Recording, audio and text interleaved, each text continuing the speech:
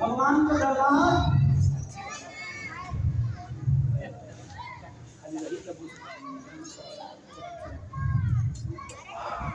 कहे लोग भगवान के दरबार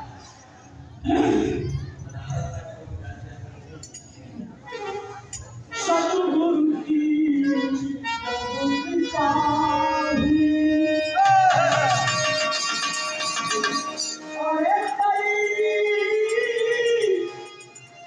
जन्म साधन करके अब न खाया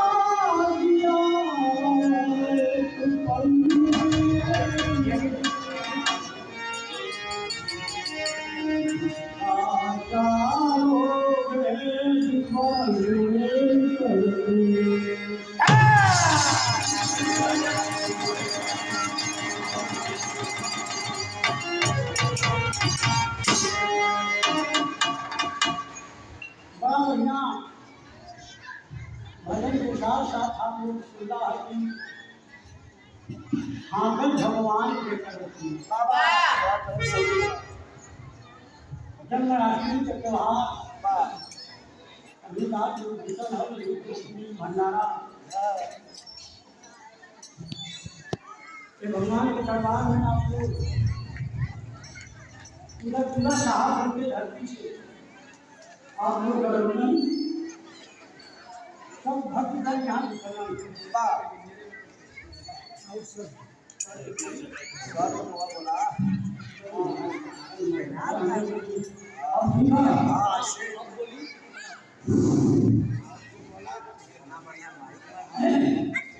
वही भगवान का वर्णन था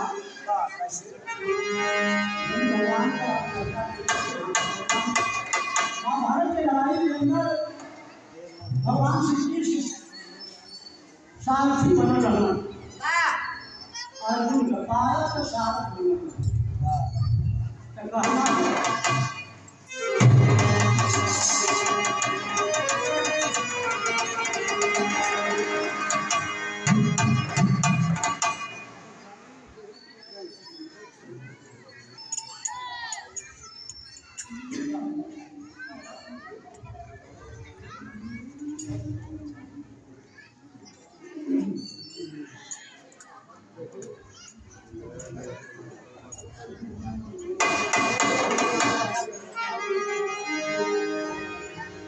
महाभारत के अंदर दशरथ ना कोई युद्ध हो भीषण लड़ाई के मैदान में लगे में कसम खाते रहना कि कौरवों का 10,000 सेना रोज मारे दशरथ ना भगवान पार कर रहे हैं जब पार कर रहे हैं उस समय भगवान हो के भीषण लड़ा से लड़ाई के मैदान के अंदर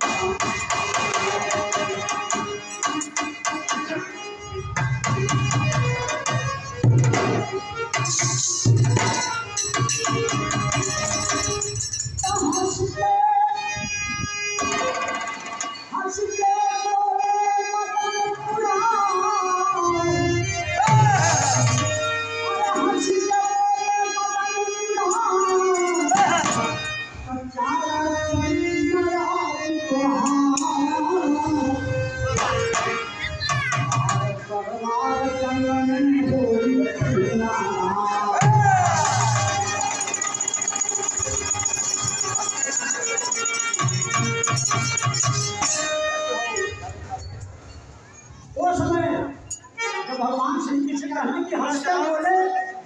हंसते बोले मदन नाथ ज्यादा चली न राज तोहार वार पर वार जंग में होई हिमाधार भगवान के मेरे बात सुनने को उसने भीषण दादा लगा के बहुत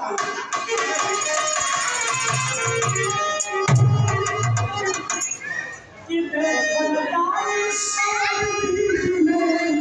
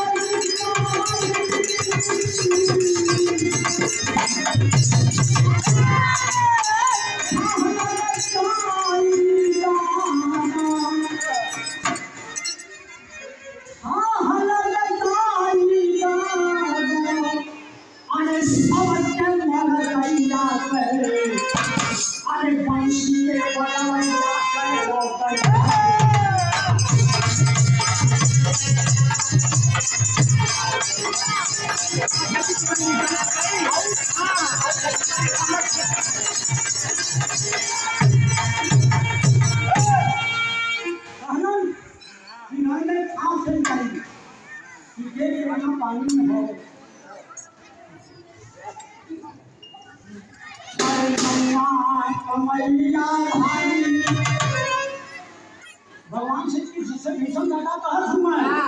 कि नम्मा कमलिया भाई बन के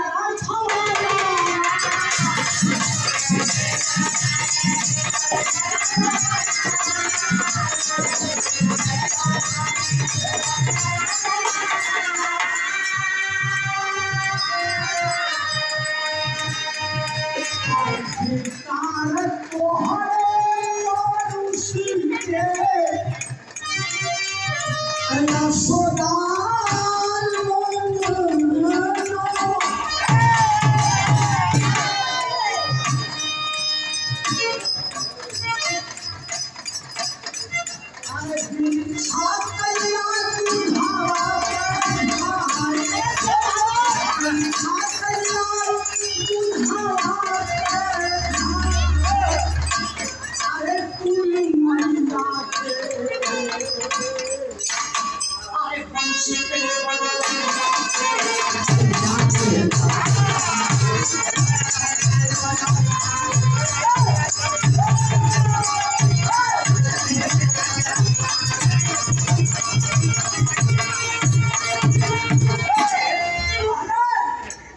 आज समझ घूमे देखा गई कि माता यशोदा के तना उपयोगी है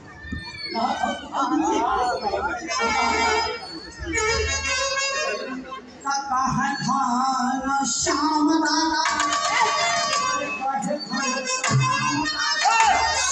हमके दिन सीखा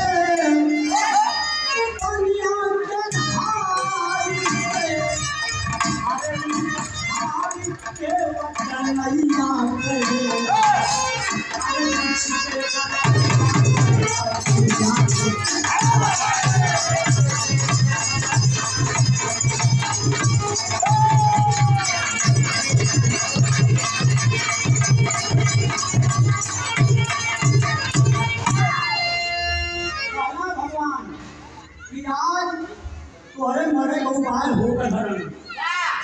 बताओ ना भगवान कि रखा तो हरे माय सुंदर लगता कि रखा तो हरे माय